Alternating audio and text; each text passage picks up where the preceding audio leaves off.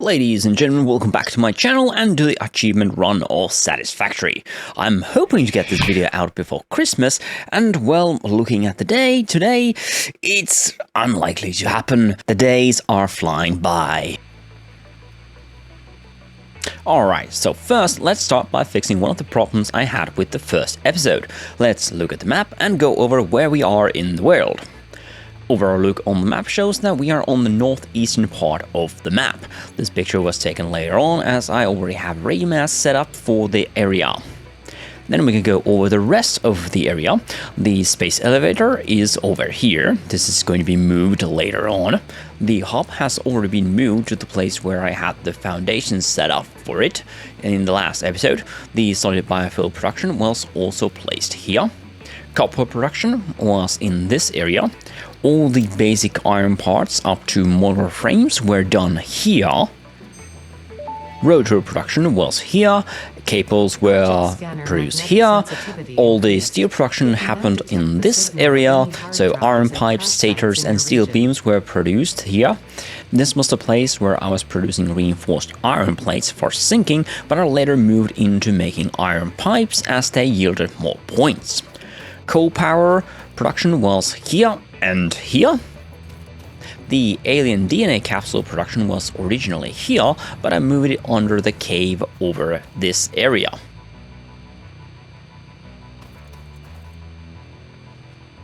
Let's have a closer look on the hub factory. So this place works as a backup power plant. It can produce 1 gigawatt of power for about 1 hour and 210 megawatts of power for about 50 minutes. It has a power storage capacity for 1.2 gigawatt hours. The place can also produce 300 biomass per minute and 120 solid biofuel per minute and 40 liquid biofuel per minute. I have become quite fond of the liquid biofuel as a fuel source for the jetpack. It allows a rather long airtime, so I can keep fighting enemies in the air for longer and keep dodging their attacks a lot better. Now this setup does mean I need to supply this facility with leaves, wood and plastic by hand to produce any of the items previously mentioned. If we look inside, we have 3 constructors processing the biomaterial. In the back we have storage for solid biofuel and biomass. Any extra material is sent to a sink which is located behind the facility. On the other side of this level we have 7 biomass burners and a dimensional depot for solid biofuel. This means that not only do we have emergency power, we can also get solid biofuel on our exploration runs if we need to. All conveyor belts are hidden below the floor or behind a maintenance wall. On the roof of the building we have the hub, then we have a storage container that feeds leaves and wood to the constructors. Behind the hub we have the battery array, and behind those we have the refineries that produce liquid biofuel. Behind the factory building we have an industrial liquid buffer full of liquid biofuel and 2 turned off fuel generators. And finally, right at the back we have a packager for the liquid biofuel and a constructor that produces canisters from plastic. The packaged biofuel is sent to a storage container and the constructor is fed plastics from another container.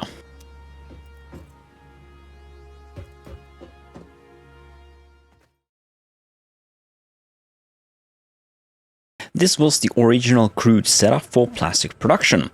With this, we managed to get into phase 3. With the basics done, I upgraded the setup to something a little bit different later on. And this is how the factory looked after the upgrade. Let's have a closer look. Oh, and this place has been changed quite a bit already. We are now burning turbo fuel here instead of just fuel, as you see here. The 4 fuel generators are replaced by refineries for turbo fuel processing, and behind them there will be 8 fuel generators instead of these 4. This whole factory is run on 2 impure crude oil nodes completely maxed out. We are producing 2.5 gigawatts of power with a net of 1.91 gigawatts of power, or so I thought at this point. We will come back to this later on. We also have biomass burners inside the facility that will produce 450 megawatts of power for 20 minutes if we need to jumpstart the factory for some reason. As a bonus, we get 20 plastic and 40 rubber per minute. Inside the facility, we have the backup biomass burners, and next to them the 5 refineries that turn the crude oil into fuel. Behind them there is a residual plastic refinery and 2 residual rubber refineries. The fuel is first transported into an industrial fluid buffer before it is transported into the fuel generators. There are also 2 storage containers, one for plastic and one for rubber, and on top of them there is a dimensional depot for each one. Outside, we have a railroad connection back to our starting area and a sink for any overflow items. This whole power production facility can also be completely separated from the rest of the power grid should I need to jumpstart just this place. Now, did you know that the pipes in Satisfactory leak? I did not know this, but I had noticed that there was something odd going on with the pipes. Well, as it turns out, at some point the pipes lose a bit of whatever is in them, or then it is the refineries. Who really knows? Maybe it is a rounding error when calculating pipe fill rate, or it has something to do with loading the game and loading whatever is inside the refinery. But you can never really run the fuel generators at full capacity, even though mathematically you should be able to do it. The refineries seem to be the main culprit for this, as a similar facility with just 2 refineries seems to be running more smoothly. So even though I should be producing enough fuel for 4 fully upgraded fuel generators, I need to tune down one of them, or I start losing power as I just don't have enough fuel for all of them. Anyway, I had to lower the power output of this facility somewhat. We now produce 2.25 gigawatts of power with a net of 1.65 gigawatts of power.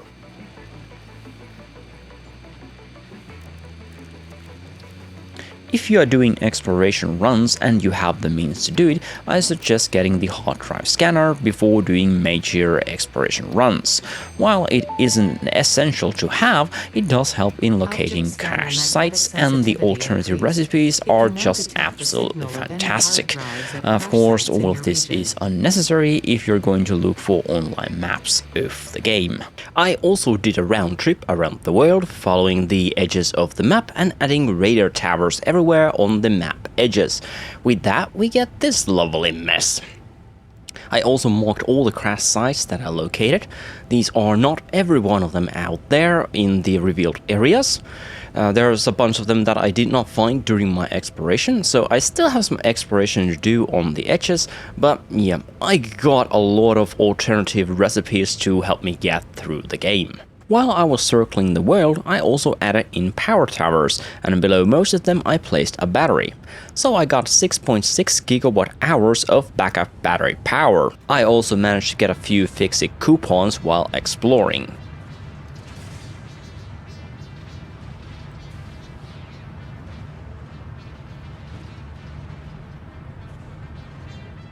This is the beginning for another power facility. Here I was producing smokeless powder to get ammo for the rifle. Here we have an intermediary setup for the facility. It is producing 1.9 gigawatts of power with 2 refineries, and the fuel levels seem to be holding. So upgrade your refineries whenever you can with power shards. It just works better that way. Upgrading the power production was done by making a compacted coal factory over here, with a train line bringing the compacted coal to the power facilities. I got 2 alternative recipes that I'm going to be using on the second power facility: heavy oil residue and diluted packaged fuel. This means that 3 oil will turn into 8 fuel. Then we're also turning some of that fuel into turbo fuel. Overall, we should be able to run about 16 fuel generators over here. Not at full capacity, unfortunately, but it will provide plenty of power for our needs. While I was finishing up the second power factory, I noticed that it is December and Fixmas is upon us. So I will see what this event is all about during this run, and we will get back to this in the next episode. Yeah, I filmed this the 1st of December. We are way behind on these clips time-wise. The secondary power factory version 2. Then there will be a small addition to this, so I am currently in version 3. On the second level, we have 14 fuel generators, and there are 2 more on the back of the factory. We are producing 10 gigawatts of power with a net of 8.34 gigawatts. 40 plastic, 20 rubber, 40 fabric and 300 petroleum coke is produced per minute. And we will come back to this screen in version 3. Going inside, we have petroleum coke production and heavy oil production right in the main room. On the left, we have a separate room where we produce the side products from the polymer resin. Further along, we are turning the heavy oil residue to diluted packaged fuel. On the left of these refineries, we are packaging water, which we ship to the refineries. The packaged fuel is then immediately unpackaged, with fuel going to buffers and the packages going back to be filled with water again. The fuel is then sent to another set of 4 refineries, which combine the fuel with compacted coal to turn it into turbo fuel. Any fuel left over is sent to fuel generators along with the turbo fuel, both on their own dedicated pipes, of course. Side note, we also got the first gift package of the season. Alright, so version 3. Getting these fuel generators to run consistently is a pain. I had to lower production to 9.375 gigawatts with a net of 7.715 gigawatts of power. We're also doing circuit boards, 5 per minute with the electrode circuit board alternative recipe, and we are sinking 260 petroleum coke instead of the full 300 per minute. Also, we're no longer producing rubber here, with the circuit boards taking up all the rubber.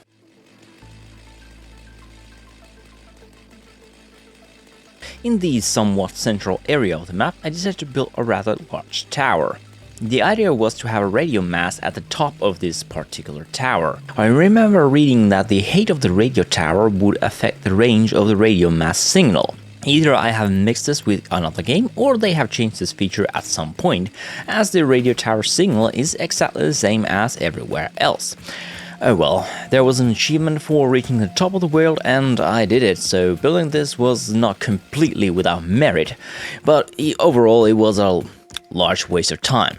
But let's have a quick look at the tower and see how we reached the top of this. I did a little bit of a miscalculation when building this, so we got this balcony over here. It does offer a nice view though.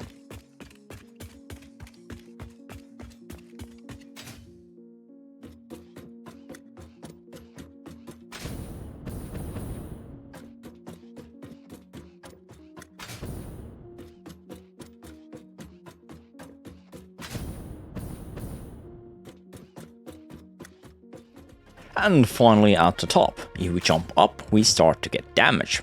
So yeah, this is the top of the world in Satisfactory. We get a lovely view on the top and we can parachute from here to pretty much everywhere on the map. It does take a long time to get anywhere that way, so be warned. Let's enjoy the view for a second. Connect the radio mast to the power grid and get back to producing parts. This project took me a week to do, and yes, sometimes I question my sanity. But before we leave, let's have one final look at the tower itself from a parachute freefall angle. Enjoy the view and don't try this in real life.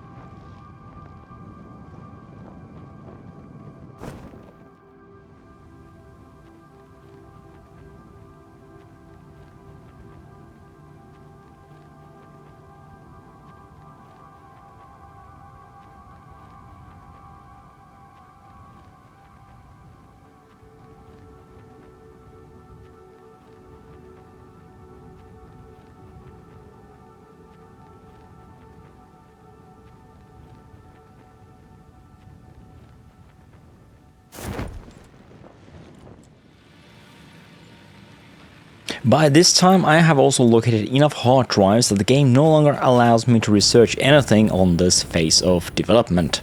This of course changes when we reach the next phase and start completing more milestones. And we finish up phase 3. There are still several factories I have not yet showcased. I will hopefully come to these in the next episode.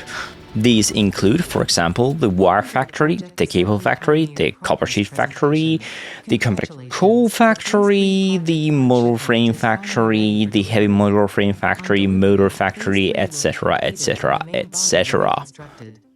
You should know how this works by now. You'll get access to tiers 7 and 8 in the resource. So I have a feeling that episode 3 might be the last episode for this run.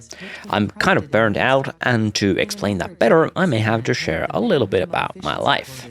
In real life, I work in logistics, and to be honest, work has not been that great recently, and now when I come home to relax, I'm playing a game that is quite purely logistical in nature. So I'm spending a lot of time playing this game, and I do not feel relaxed afterwards. Mainly this is because I have imposed certain rules to the game, such as building actual factories and building logistical routes between factories instead of moving things around by hand. And while the factories look neat in my opinion, they are taking a lot of time to set up. Same thing with the logistical routes. Time that could be better spent on something else which might be more relaxing. I feel I may have to dedicate a segment on the last episode to reviewing the game. I have quite a lot to say about this game, both good but also some bad as well. But on that note, I think it's time to call it a day. Thank you all for watching, bye for now.